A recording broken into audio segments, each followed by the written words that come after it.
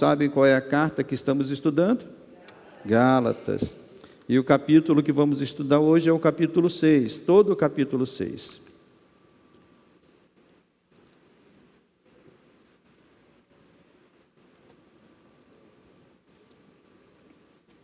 A partir do verso 1 até o verso 18. Se alguém estiver com alguma dificuldade de ficar em pé, pode ficar sentado, não há problema, tá? Mas a todos que podem.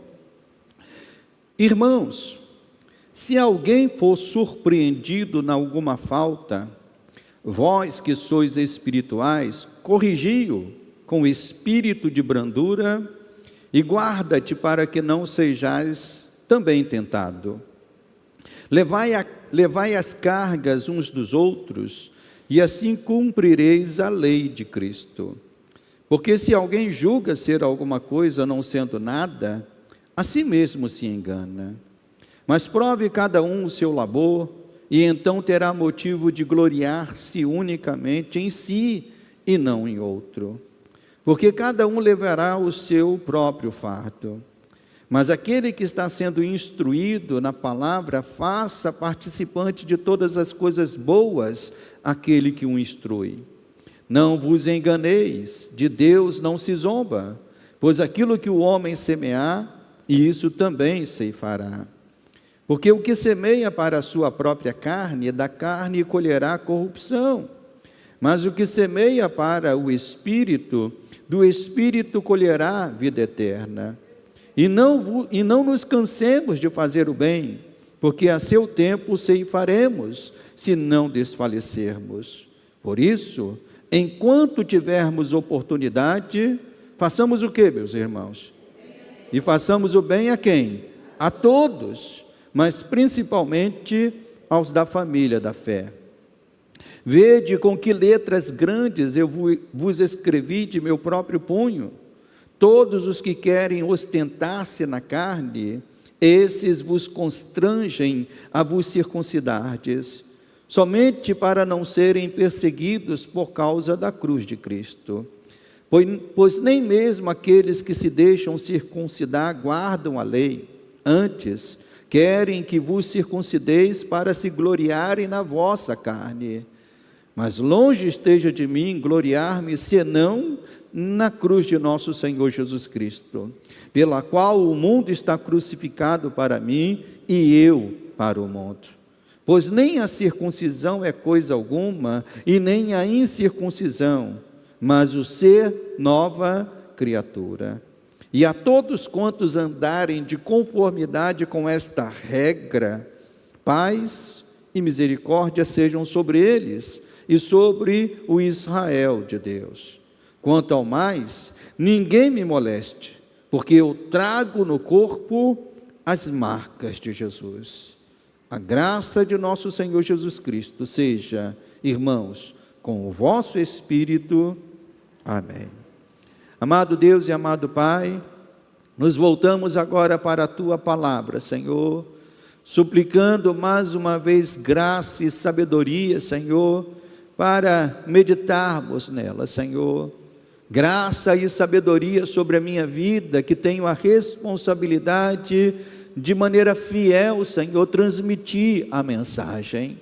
Que eu não acrescente nada, que eu não diminua nada, mas que eu seja o fiel mensageiro daquilo que o Teu Espírito quer falar à Tua igreja. Mas também, Senhor, oro para que a graça e a sabedoria, ó Deus, ocupe as mentes e os corações nesta manhã, para que a Tua palavra tenha trânsito livre, Senhor, de alcançar estas mentes, de alcançar estes corações e de operar a Tua vontade nestas vidas, Pai. Eu te peço isso, no nome santo de Jesus. Amém e amém. Os irmãos podem assentar. O título para a palavra de hoje eu coloquei as marcas do cristão. As marcas do cristão. Meus irmãos, à medida que as tecnologias foram avançando, também foram aumentando os métodos, pelos quais uma pessoa pode ser identificada, Hoje nós temos um método, que talvez seja o método mais mais famoso ou mais importante, né? Que é o método do DNA, onde se permite, né, através às vezes de um fio de cabelo, se descobrir se aquele fio de cabelo pertenceu ao Josenildo, se pertenceu ao Antônio. Então, é um dos métodos mais importantes em nosso tempo. Mas também temos outros métodos, o método das arcadas dentárias, né, onde às vezes não sobra muita coisa. Um dia desse eu estava vendo uma reportagem e a pessoa estava dizendo que às vezes alguém sofre morte por um incêndio e praticamente se queima tudo, né? E poucas coisas restam, e quando restam ali os dentes, ainda assim se pode se descobrir de quem aqueles dentes pertenceu. Além dele, temos também o método das impressões digitais, que hoje é muito usado nos bancos, né? Você bota o dedo lá, né? E o banco identifica se é você, se não é você, né? Então, todos esses métodos, eles têm uma finalidade. Qual a finalidade, pastor? Provar a identidade de alguém. Dizer, é de fato o fulano. Pensando nisso, eu faço uma pergunta aos irmãos nesta manhã. Qual é o método que nos ajuda a identificar um verdadeiro cristão? Por qual método? Se você tiver que reconhecer um verdadeiro cristão, como é que você pode dizer, ele é de fato um verdadeiro cristão, ela é de fato um verdadeiro cristão?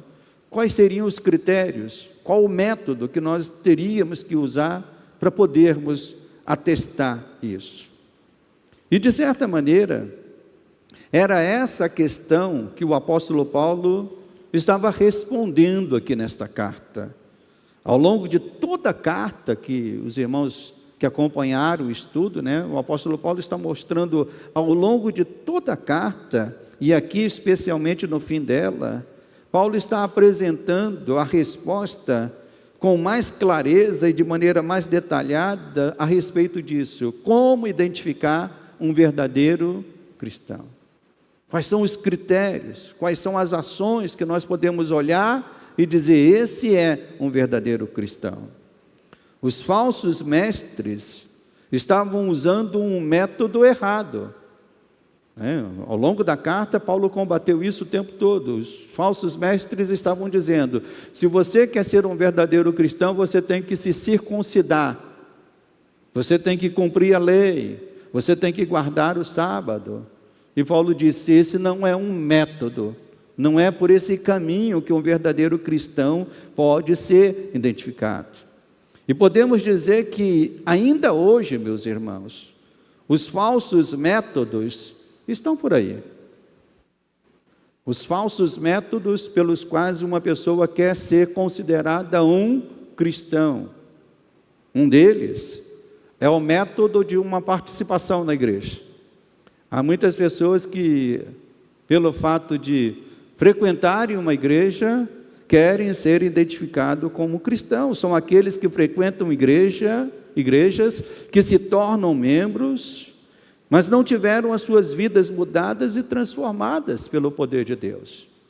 Essas pessoas, ainda que estejam na igreja, ainda que tenham uma carteira de membro, ainda que tenham alguns anos fazendo parte de uma igreja, esse não é um método pelo qual um verdadeiro cristão pode ser identificado.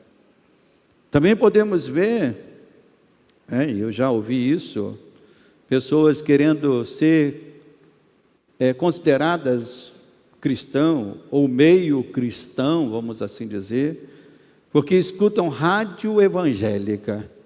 Quem já se encontrou com essas pessoas assim?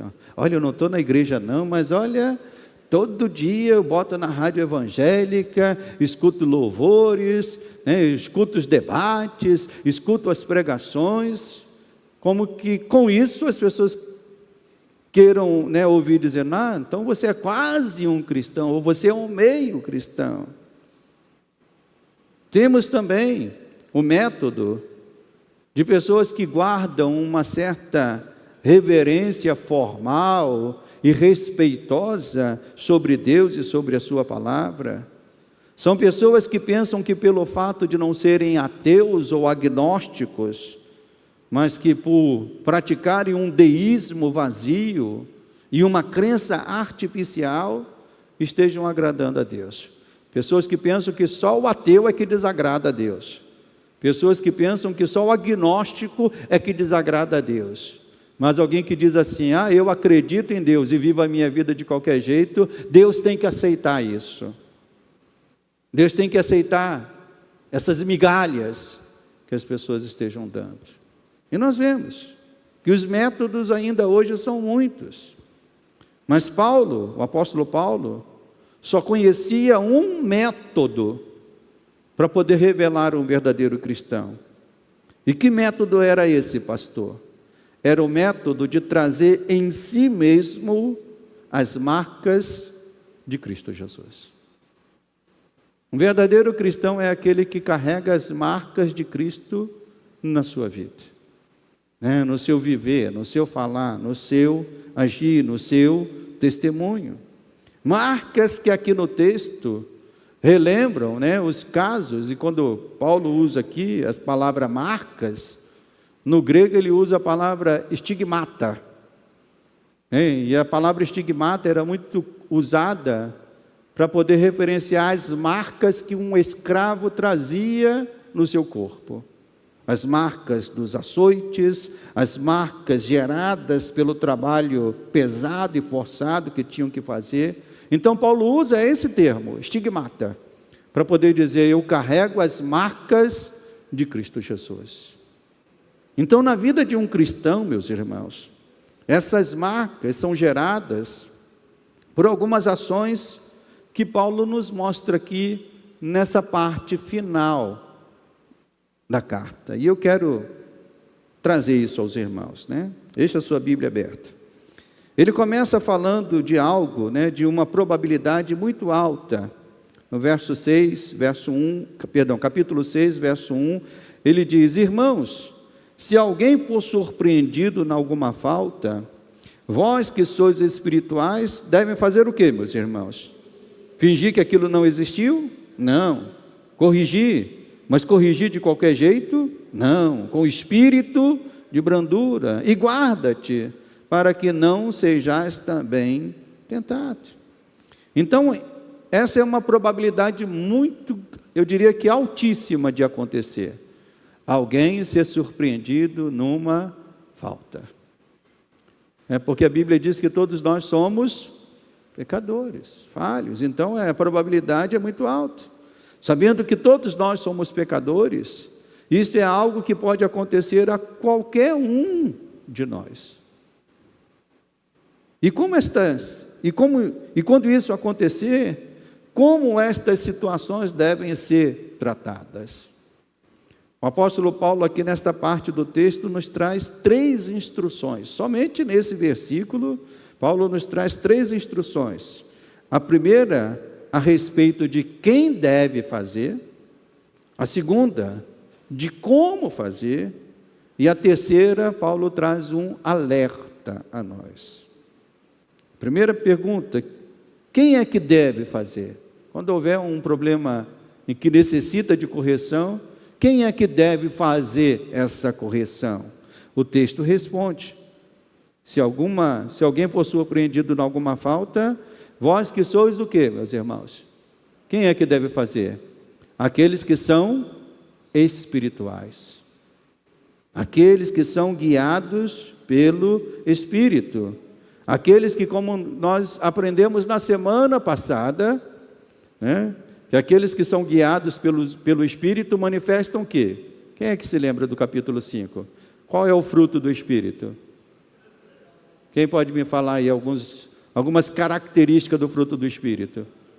Bondade, mansidão, benignidade, domínio próprio. Então, é isso que Paulo está dizendo. Vós que sois espirituais, ou seja, vocês que são guiados pelo Espírito, vocês que estão manifestando o fruto do Espírito, são esses que devem agir. E um dos grandes problemas, irmãos, que acontecia na igreja da Galácia, nas igrejas da Galácia, e acontece ainda hoje, é que pessoas que são carnais, movidas por sentimentos carnais, querem corrigir os seus irmãos em Cristo Jesus. Aí a bagunça é feita, né? Porque se alguém está em falta, e alguém que quer corrigir aquela pessoa, quer corrigir no espírito de carnalidade, né? Quando falo espírito de carnalidade, é o espírito que é movido pela inimizade, é movido pelo ódio, da mesma forma que nós aprendemos no capítulo 5. As coisas não vão dar certo. Então, de preferência, esta ação de correção deve ser feita por aqueles que receberam autoridade na igreja. Os pastores, os diáconos, os líderes de irmãos, e também irmãos e irmãs experimentados na igreja. Pessoas, né, que têm demonstrado um bom testemunho. Então, quem deve fazer essa correção? Aqueles que são espirituais. A segunda instrução de Paulo é: mas como deve fazer isso? Também o texto responde. De que maneira, meus irmãos? Deve fazer isso com o espírito de quê, igreja? Espírito de brandura. E muitas das feridas que acontecem entre irmãos, eu diria, irmãos, é porque está faltando exatamente isso: brandura, mansidão, bondade. Às vezes um vai falar com outro e não vai falar com esse espírito que Paulo está dizendo aqui, espírito de brandura, né? Espírito de mansidão, espírito de piedade, né? E o que tem sobrado, meus irmãos, muitas vezes é o espírito contrário, é um espírito de fofoca, é um espírito de intriga, espírito de julgamento, de dureza de coração.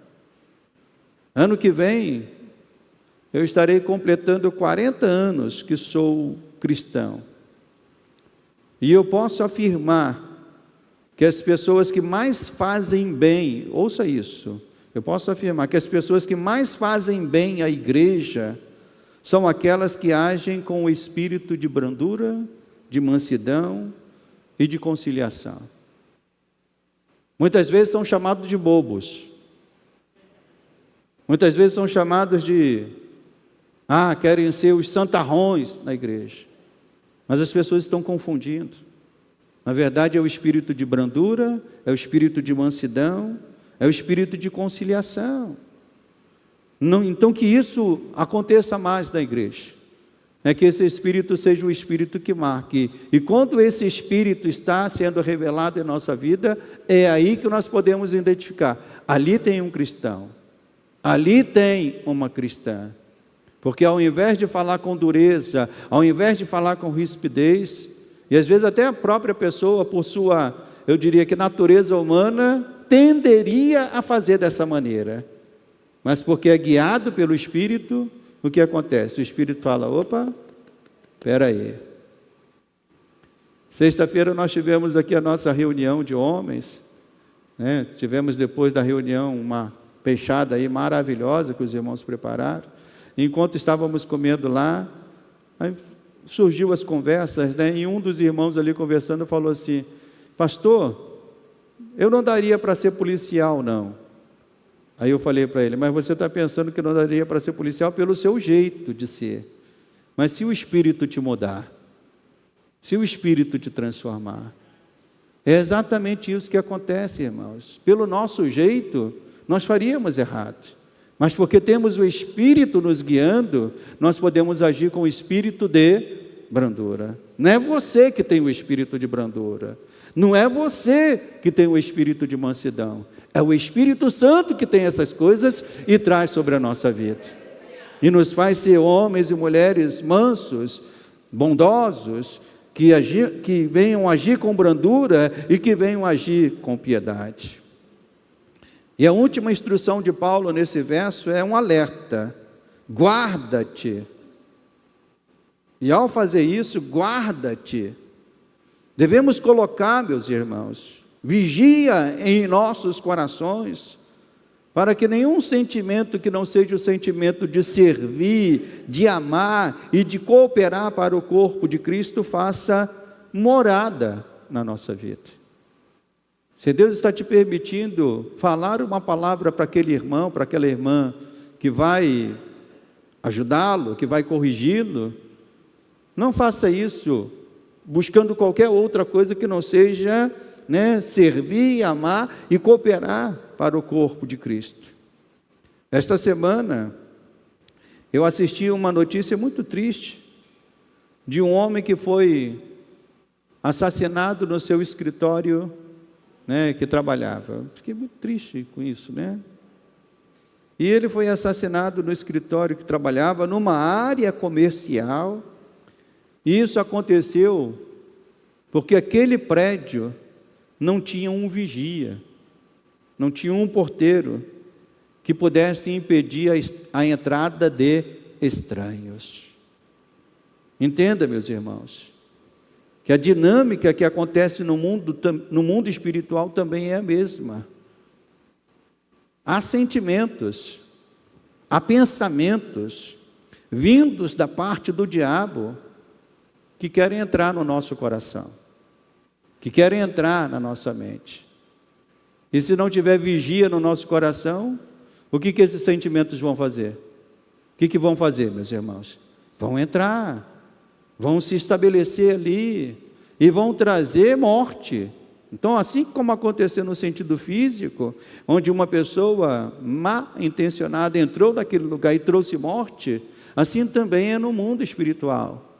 Por isso que Paulo está dizendo: guarda-te, vigia, coloca vigia no teu coração. Então guarda-te, é uma exortação, é um alerta que nós não podemos esquecer, meus irmãos.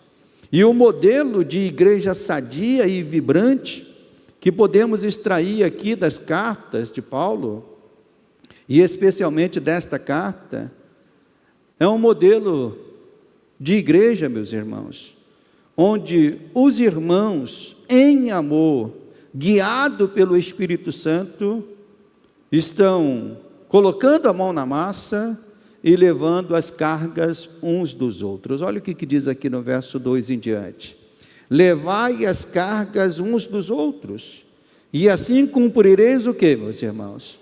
A lei de Cristo. Os falsos mestres estavam dizendo: cumpram a lei de Moisés. Paulo está dizendo: querem cumprir a lei de Cristo? Carreguem os fardos uns dos outros. Porque se alguém julga ser alguma coisa, não sendo nada, a si mesmo se engana. Mas prove cada um o seu labor, e então terá motivo de gloriar-se unicamente em si e não no outro. Porque cada um levará o seu próprio fardo. Então, uma igreja sadia e vibrante, cristãos verdadeiros, também carregam esta marca. Que marca, pastor? De levar as cargas uns dos outros. No entanto, há uma tendência nas igrejas nos dias de hoje que eu considero terrível, terrível, terrível. Eu até falei, foi esse o recorte do assunto que eu tratei com os homens na sexta-feira, e os homens que vieram aqui na sexta-feira ouviram isso do pastor. Uma tendência terrível que tem acontecido em nossos dias. Eu diria que um processo que foi acelerado tremendamente nos últimos anos por conta da pandemia da Covid-19. E até mesmo por conta da tecnologia que nós estamos mergulhados nos dias de hoje. E que processo é esse, pastor?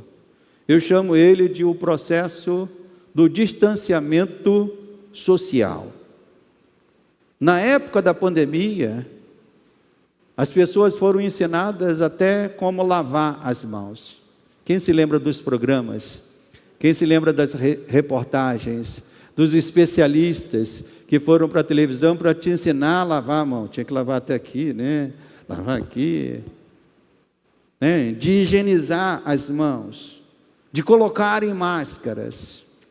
Mas podemos dizer, meus irmãos, que muitas dessas pessoas foram além da higienização das mãos e da colocação de máscaras.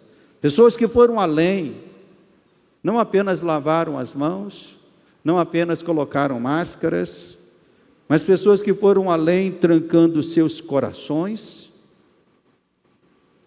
criando barreiras e muros, com uma placa bem grande: não se aproxime, não quero me sociabilizar.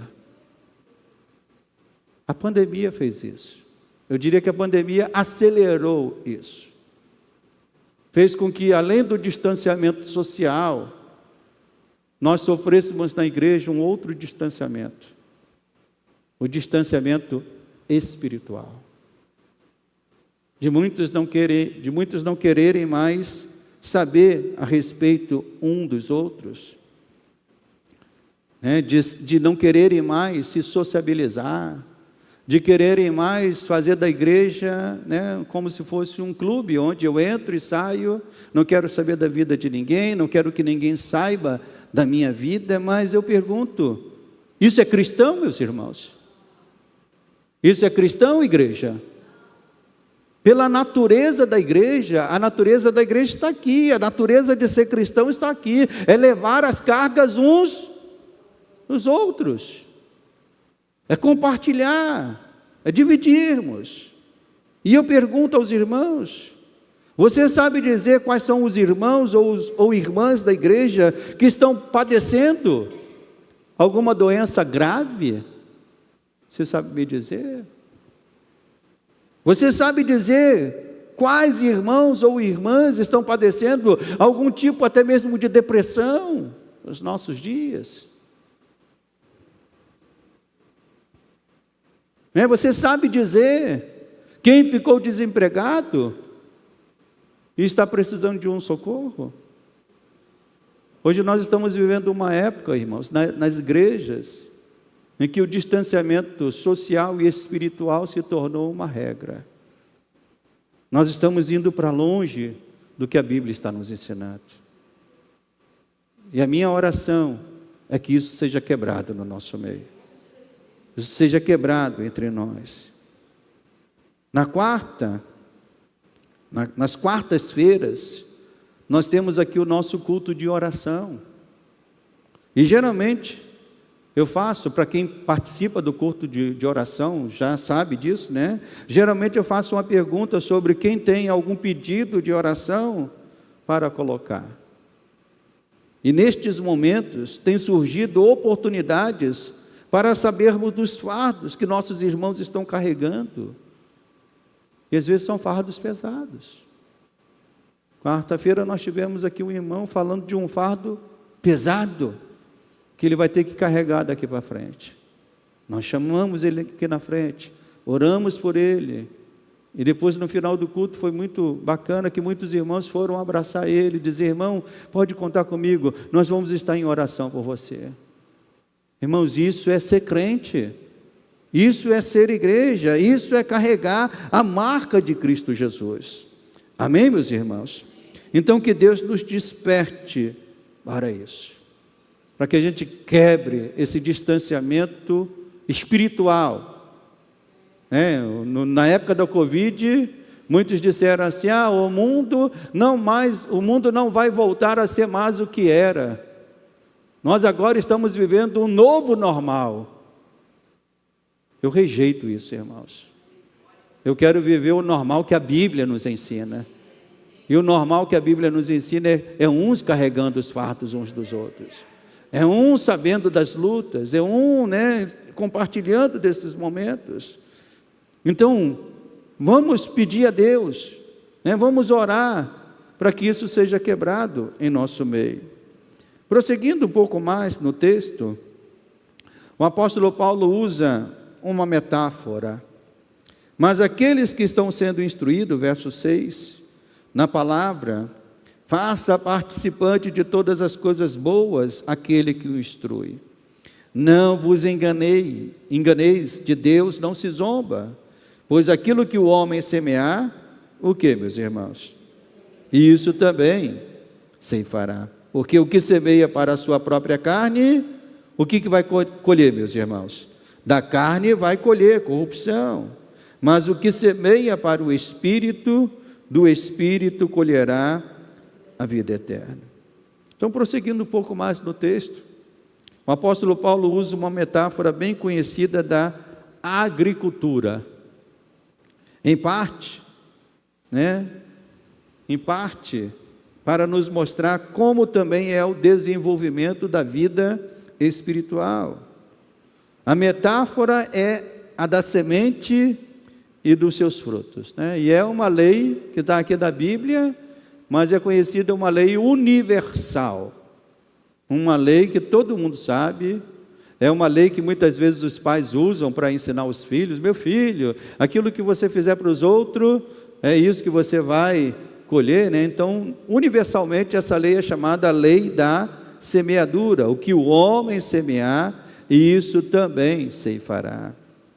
E na vida espiritual, meus irmãos, nós podemos dizer, ouça isso, na vida espiritual, nós podemos dizer que as sementes se dividem em dois grandes grupos. Sementes que geram, o que lá no capítulo 5 nós estudamos na semana passada, Sementes que geram as obras da carne. E sementes que geram, que também nós aprendemos no capítulo 5, o fruto do Espírito. Essas sementes são dadas a nós. Essas sementes são colocadas à nossa disposição. E a Bíblia é muito clara, dizendo que carnalidade traz o quê, meus irmãos? Carnalidade traz o quê, igreja? Carnalidade. Alguém que viva na carnalidade, os frutos que irão colher é carnalidade.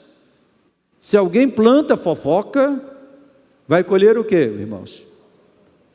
Vai colher o quê, igreja? Pode falar. Fofoca. Estará mergulhado num mundo de fofocas. Aquele que planta fofocas, vai ser conhecido como, olha, eu tenho um assunto para tratar, eu tenho uma coisa para dizer, e aí a pessoa vai procurar quem? Aquele que gosta dessas coisas. Aquele que gosta de compartilhar essas coisas. Então, quem planta fofoca vai estar mergulhado num mundo de fofocas. Quem planta ódio vai colher ódio, e por aí vai. E o apóstolo Paulo está dizendo, fujam destas coisas. Escrevendo sobre isso, o teólogo John Stott, ele escreveu o seguinte, abre aspas, há cristãos que semeiam para a carne todos os dias e ficam se perguntando, por que não colhem santidade? A santidade é uma colheita, colher ou não, depende quase inteiramente do que nós semeamos. Fecha aspas. Santidade é uma colheita. Santidade não é algo que nós estalamos o dedo e acontece na nossa vida. É algo que nós precisamos pegar essas sementes, que são sementes da carne, e queimarmos. Eu não direi nem jogar fora, porque se jogar fora, aí elas é queimarmos. É dizermos, elas não servem para mim. Ao cristão é dado, a nós que somos cristãos, é dado sementes diferentes. Sementes que podem ser encontradas na palavra de Deus, na comunhão dos santos, na vida de oração e na vida de devoção. Sementes que não funcionam como a semente da carne. Eu diria que a semente da carne é que nem erva daninha, é que nem capim e navalha. Quem já teve algum terreno aí que teve que capinar o terreno umas 10 vezes? Quem já teve terreno? Porque o capim, você capina ele, só dá uma chuvinha, o que acontece de novo? Cresce de novo. As sementes da carne são assim, irmãos. Elas brotam, elas têm um vigor neste mundo. E por que elas têm um vigor neste mundo? porque o curso deste mundo as favorece. Porque a mentalidade deste mundo as favorece. Por isso que qualquer sementinha da carne, ela brota logo, ela cresce logo. E quando eu falo do mundo, falo também de nós, do nosso coração, porque se não vigiarmos, essa terra aqui do nosso coração se torna uma terra ruim, né? Pronta para receber esse tipo de coisa. Então as sementes da carne são parecidas com essas ervas daninhas, que crescem o tempo todo sem esforço. As sementes do Espírito não. As sementes da carne crescem rapidamente. Mas as sementes do Espírito, irmãos, precisam ser regadas com a água pura da palavra de Deus. As sementes do Espírito precisam ser separadas das ervas daninhas. Também de nada adianta você querer misturar as duas sementes. Querer dizer, não, eu vou ser um pouquinho carnal, eu vou ser um pouquinho espiritual. Não pode. Porque o que é carnal vai sufocar o que é espiritual. Então, as sementes do Espírito precisam ser separadas das ervas daninhas. As sementes do Espírito precisam receber o sol do poder de Deus para crescer. E o fim deste processo, irmãos, se nós colocarmos essas sementes, sendo regadas pela palavra de Deus, separarmos das coisas que são carnais, buscarmos o poder de Deus, o resultado deste processo é o que Paulo diz aqui: o que semeia para o Espírito, do Espírito colherá o quê? Vida eterna. A vida eterna que vamos receber, mas a vida eterna que já estaremos desfrutando aqui neste mundo. E este trabalho, meus irmãos, que temos que fazer por nós e pelos irmãos que Deus coloca ao nosso lado, na igreja, nós somos chamados a cuidar um dos outros. Você foi chamado para cuidar desse irmão que está perto de você aí. Amém, meus irmãos? Eu não ouvi um amém ainda. Eu vou dizer de novo. Você foi chamado para cuidar desse irmão que está ao seu lado. Para cuidar dessa comunidade. Nós somos chamados a cuidarmos uns dos outros. E esse cuidado se manifesta nos trabalhos que Deus ordena na igreja. No verso 9 e no verso 10 diz Paulo: e não nos cansemos de fazer o quê, meus irmãos? Mas há momento que a gente fala assim, vou parar.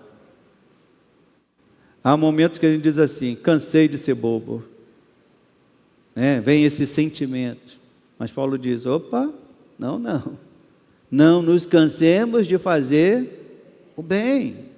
E não é a qualquer pessoa, o bem a todos. Porque a seu tempo ceifaremos se não desfalecermos. Por isso, enquanto tivermos oportunidade, façamos o bem, e façamos o bem a todos, e principalmente a quem, meus irmãos? Aqueles que são da nossa família de fé. E isso é uma marca do verdadeiro cristão. Ele não se cansa de fazer o bem. Ele não se cansa de fazer aquilo que honra a Deus. Ainda que ele seja chamado de bobo, ainda que ele seja chamado de tantas coisas, mas ele não se cansa. Ele aproveita as oportunidades para ser uma bênção de Deus na vida de seu irmão.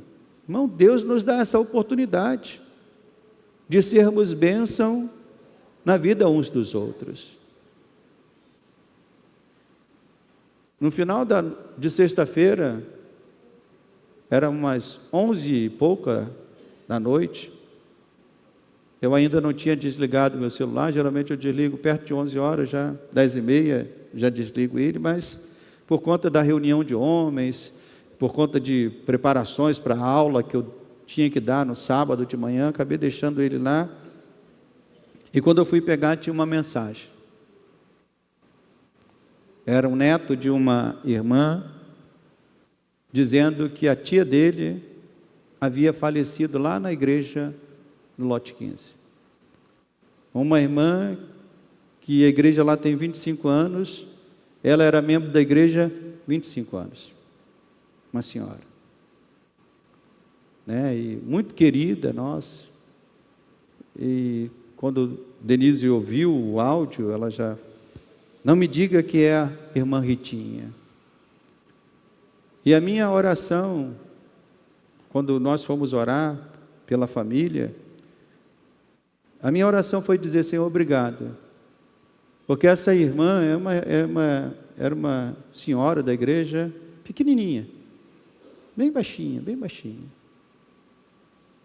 Mas uma das poucas irmãs que durante toda a minha caminhada como crente, eu só recebi dela amor. Sabe alguém que você só recebe amor daquela pessoa? E ela, toda vez que chegava para mim, para Denise, eu amo o pastor. Pastor é como filho, pastor é como filho. Era amor, amor, amor, amor, amor, amor o tempo todo. E a minha oração foi dizer: Senhor, obrigado por ter provado do teu amor sendo manifestado na vida desta irmã ao longo dos anos que eu a pastoreei. Hoje, eu vou estar lá junto com o pastor Josias para sepultar essa irmã. Mas a minha palavra é uma palavra de gratidão, de dizer: Senhor, obrigado, porque eu provei do teu amor através dessa irmã. E eu pergunto: você tem deixado pessoas provarem do amor de Deus através da tua vida aqui, neste lugar? Será que há pessoas, irmãos, que podem dizer para o outro: eu tenho provado do amor de Deus através da vida da irmã, através da vida do irmão? Muitas vezes nós estamos se fechando para isso. E Paulo diz aqui muito bem claro: quando tiver oportunidade, faça o bem a todos. Quando tiver oportunidade, diga que ama alguém. Quando tiver oportunidade, pergunte como aquele irmão está. Porque a gente não sabe, irmãos, se a gente vai estar aqui por muito tempo. Amém? Então Paulo está dizendo: quando tiver oportunidade, esteja demonstrando esse amor. Aproveite as oportunidades para fazer o bem, para fazer o que é certo e mais, para fazer o que é espiritual. Para fazer o que é carnal, meu irmão, abandone isso. Os crentes têm que ser conhecidos como aquilo que é espiritual, que fazem aquilo que é espiritual. E ouça isso.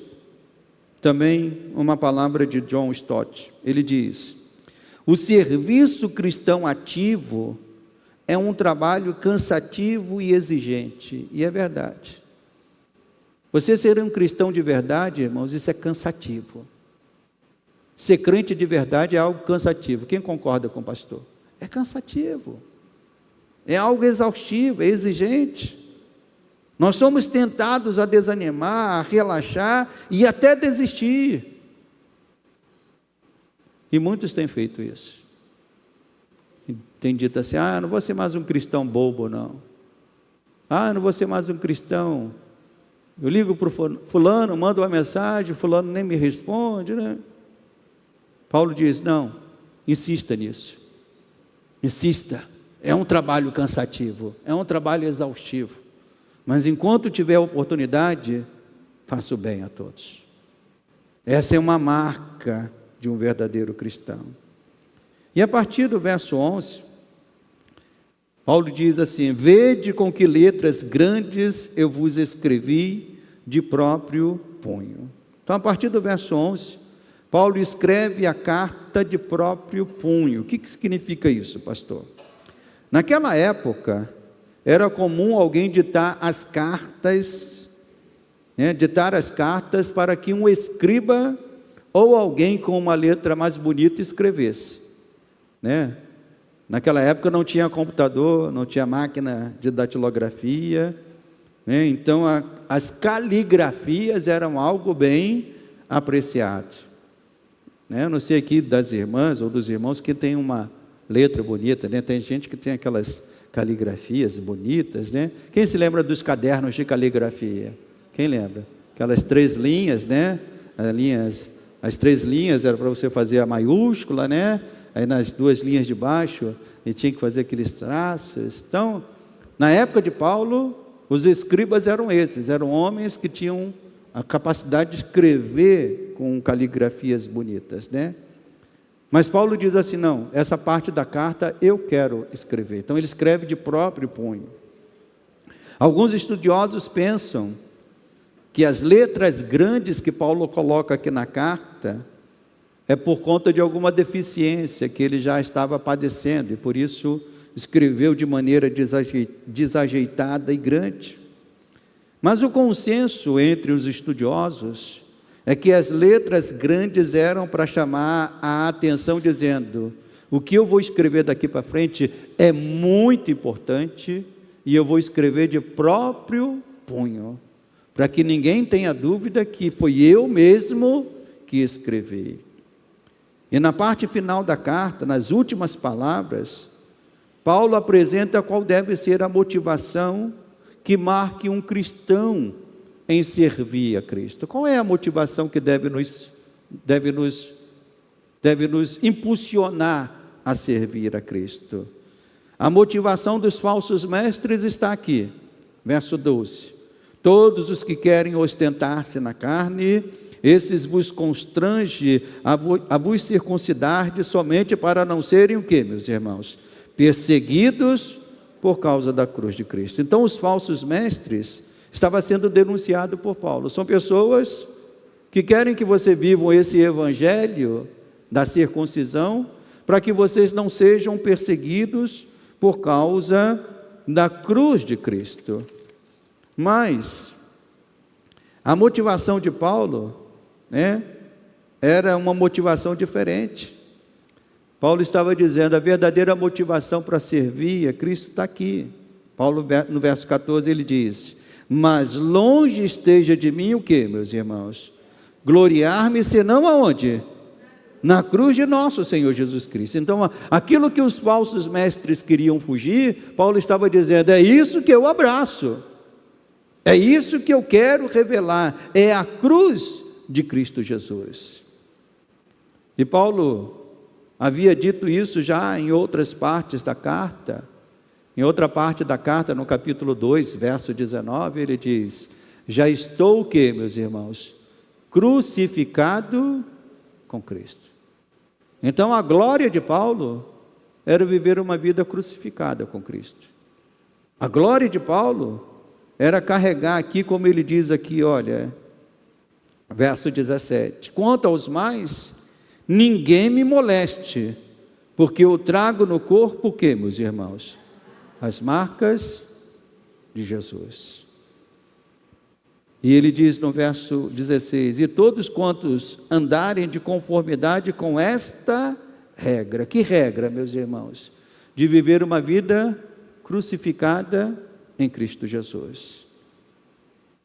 É de se identificar um verdadeiro cristão. Não é a circuncisão ou a falta dela que vai identificar um verdadeiro crente. Paulo estava dizendo aqui na carta.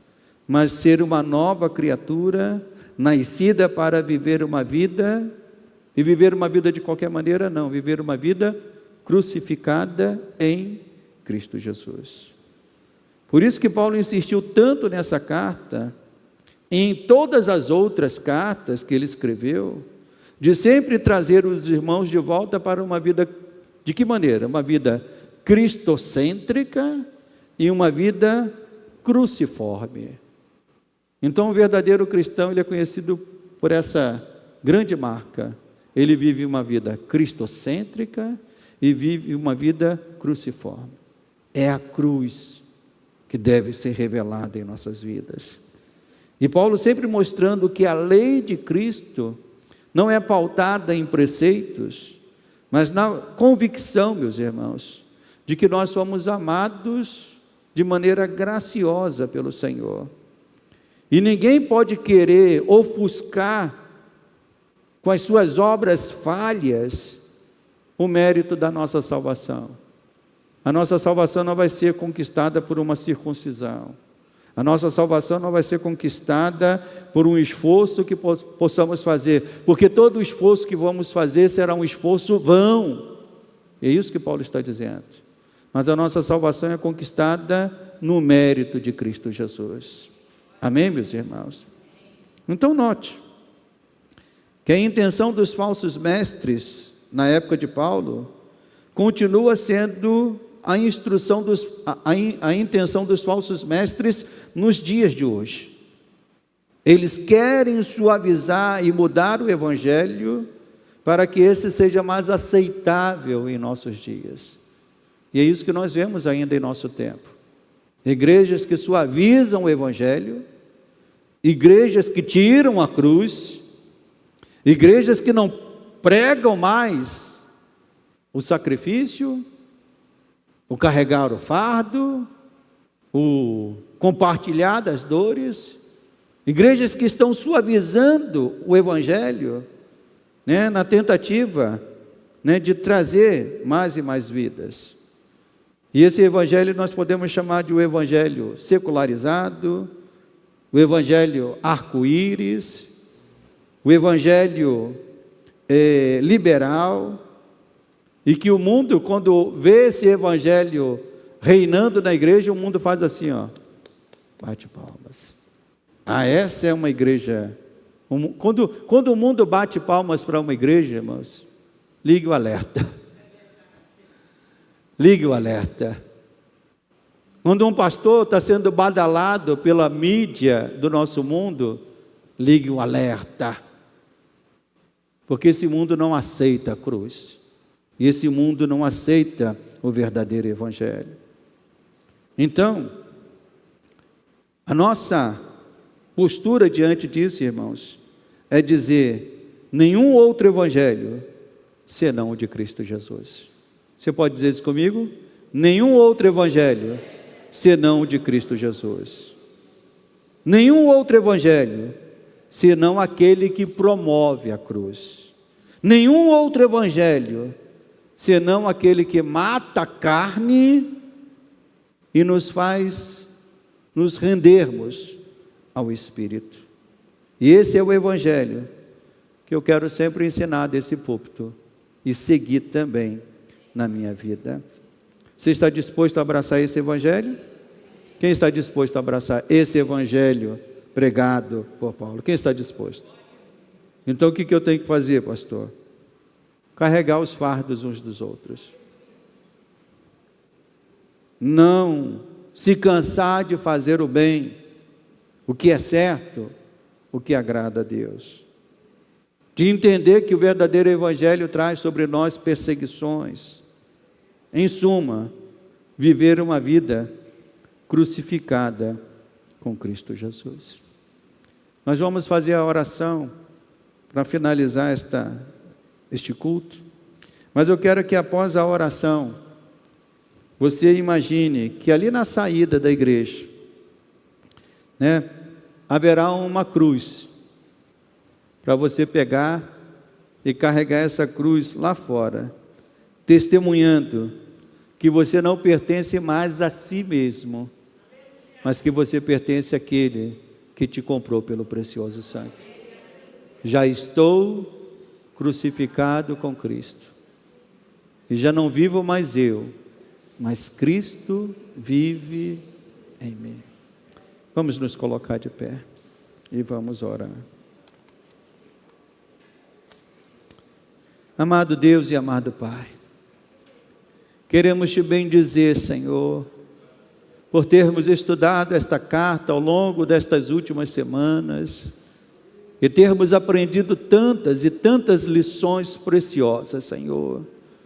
E a minha oração, Senhor, é que o Senhor capacite os teus filhos e filhas a viverem, ó Deus, revelando as marcas de um verdadeiro cristão, de não aceitarem esta imposição do nosso tempo, de que podemos viver uma vida cristã isolados uns dos outros, num distanciamento espiritual, sem saber, ó Deus, daquilo que o nosso irmão passa, nosso irmão sofre, ó Deus. Não, Senhor, A tua palavra nos ensina, e por natureza, a fé cristã é uma fé de aproximação.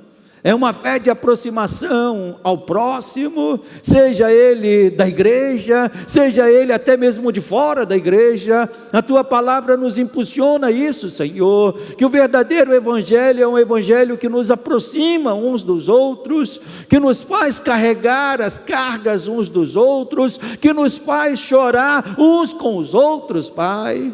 Então a minha oração, Senhor, é que os teus filhos compreendam isso e fujam desse espírito que tem, ó Deus, prevalecido no mundo e infelizmente tem adentrado na igreja, Senhor, fazendo com que pessoas estejam distantes umas das outras, fazendo com que pessoas não queiram saber uma das outras. Por isso, meu Deus e Pai, que as marcas de um verdadeiro cristão possa ser identificada na minha vida, possa ser percebida na vida de cada irmão e irmã que está aqui nesta manhã, Pai. Queremos sair daqui nesta manhã, ó Deus, tomando a cruz de Cristo, Senhor, para vivermos de fato uma vida crucificada, para a glória e para o louvor do Teu nome, Pai. Capacita os Teus filhos a isso. Eu te peço, no nome santo de Jesus, e aqueles que querem viver uma vida crucificada com Cristo, dê glória a Deus e diga: Senhor, me ajuda nisso, no nome santo de Jesus, amém e amém. Amém, meus irmãos, que Deus abençoe a todos.